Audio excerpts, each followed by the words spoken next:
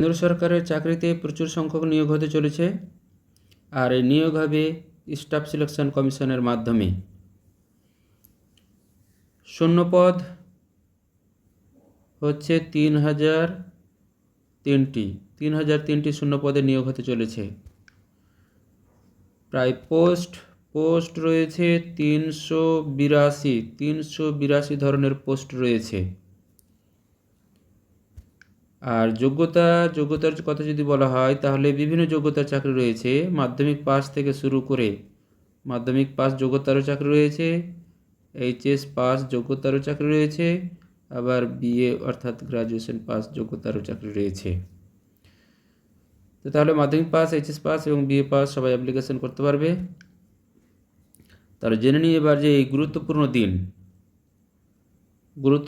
প্রথমে জেনে নিই। গুরুত্বপূর্ণ দিনগুলোতে রয়েছে কি, যে অ্যাপ্লিকেশান শুরু হচ্ছে 13/4/2026 থেকে, আর অ্যাপ্লিকেশান শেষ হচ্ছে 4/5/2026 তারিখে। আর তারপরে এই যে দেখা যাচ্ছে যে কারেকশানের উইন্ডো আর পরীক্ষাটা হবে জুন 2026, এটা টেন্টেটিভ ডেট আর কি। তো জুন 2026-এ পরীক্ষাটা হতে পারে। আর এই সবচেয়ে বড় কথা যে একটা মাত্র পরীক্ষার মাধ্যমে নিয়োগ হবে, শুধুমাত্র একটা পরীক্ষা দিয়েই এর নিয়োগ হবে। কম্পিউটার বেসড একটা পরীক্ষা হবে, আর তারপরেই কিছু ক্যাটাগরিতে যেরকম টাইপিং টেস্ট বা ড্রাইভিং টেস্ট এগুলো হয়তো হতে পারে, তারপরে চলে যাবে ডকুমেন্ট ভেরিফিকেশানে, তারপরে নিয়োগপত্র। তাহলে দেখে নিই তারপরে কি রয়েছে। এই হচ্ছে পুরো নোটিফিকেশান। এখানে কি দেখতে পাচ্ছি, হ্যাঁ, ন্যাশনালিটি মানে এলিজিবিলিটি বিষয়ে বলেছে। এখানে এজের ব্যাপারটা দেখে নেওয়া যাক, যেটা বেশি গুরুত্বপূর্ণ। এই যে বয়স কত হওয়া দরকার। বলেছে যে বেশ কিছু চাকরি রয়েছে যেগুলোতে 18 থেকে 25 বছরের মধ্যে হতে হবে, আর বেশ কিছু আছে সেগুলোতে 18 থেকে 27 বছরের মধ্যে হবে, আবার কিছু আছে 18 থেকে 28 হতে হবে, আবার কিছু আছে 18 থেকে 30 হতে হবে। আরও কিছু চাকরি রয়েছে, মানে কিছু পোস্ট রয়েছে সেখানে 18 থেকে 35 বছর হতে হবে।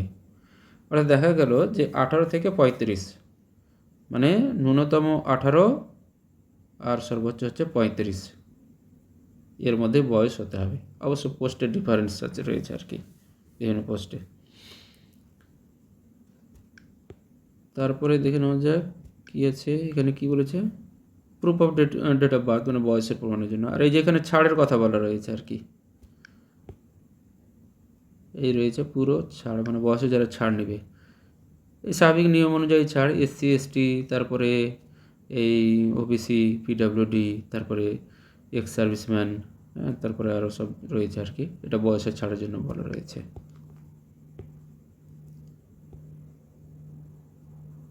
তারপরে দেখে নিই আবার পরে কি গুরুত্বপূর্ণ রয়েছে। আমি পুরোটা বলছি না, গুরুত্বপূর্ণগুলো বলছি। এই রয়েছে পুরো নোটিফিকেশান। পুরো নোটিফিকেশান দেখতে চাইতে গেলে ওই SSC ওয়েবসাইটে গিয়ে ডাউনলোড করে দেখে নেবে আর কি। হ্যাঁ, অ্যাপ্লিকেশান ফি, এরপরে দেখতে পাচ্ছি যে অ্যাপ্লিকেশান ফি রয়েছে। এটা একটা গুরুত্বপূর্ণ। অনেকে বেশি অ্যাপ্লিকেশান ফি হলে মানে অ্যাপ্লিকেশানই করে না আর কি। তো অ্যাপ্লিকেশান ফি বেশি নেই, মাত্র 100 টাকা রাখা হয়েছে অ্যাপ্লিকেশান ফি। আবার যেরকম বিভিন্ন ক্ষেত্রে ছাড়, সেটা ছাড়ও রয়েছে। হ্যাঁ, আর এই যে ফি দেওয়ার লাস্ট ডেট যেটা বলা রয়েছে, এই হচ্ছে লাস্ট ডেট ফি পেমেন্টের।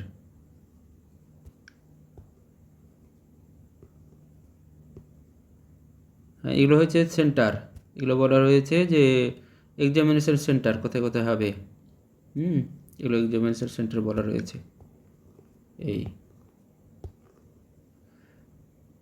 হ্যাঁ, এটা খুব গুরুত্বপূর্ণ। বলেছে স্কিম অফ এক্সামিনেশন, মানে পরীক্ষাতে কী কী বিষয়গুলো থাকবে আর কি। এটা খুব ভালো করে দেখে নেওয়া আর কি।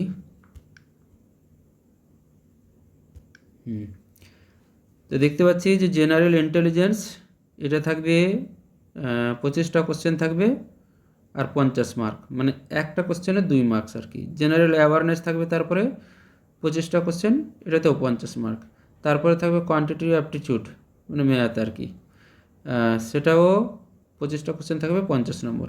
আর লাস্ট হচ্ছে ইংলিশ ল্যাঙ্গুয়েজ, হ্যাঁ, এটাও থাকবে 25টা কোশ্চেন, 50 নম্বর। এবার এখানে একটু বলে দিই, কোয়ান্টিটেটিভ অ্যাপটিটিউডটা মানে ম্যাথ, যেটা বেসিকের অ্যারিথমেটিক, মানে পাটিগণিতের বিষয়টা।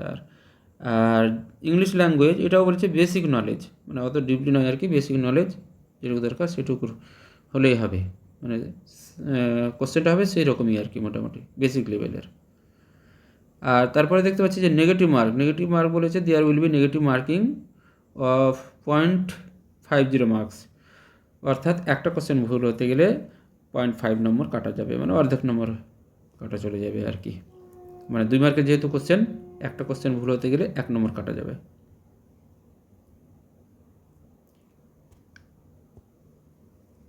তারপরে তেমন আর গুরুত্বপূর্ণ কিছু নেই। এই হচ্ছে পুরো নোটিফিকেশান, দেখে নেবে ডাউনলোড করে, যেটা পোস্টে অ্যাপ্লাই করবে আর কি, সেই পোস্ট অনুযায়ী তার যোগ্যতা গুলো দেখে নেবে, কী কী চাইছে না চাইছে, আর অ্যাপ্লাই করে দেবে সময়ের মধ্যেই। আর আমার পেজে বিভিন্ন ধরনের চাকরি খবর দেওয়া থাকে, সরকারি বেসরকারি বিভিন্ন ধরনের আর কি, বিভিন্ন কোম্পানির চাকরি খবর দেওয়া হয়।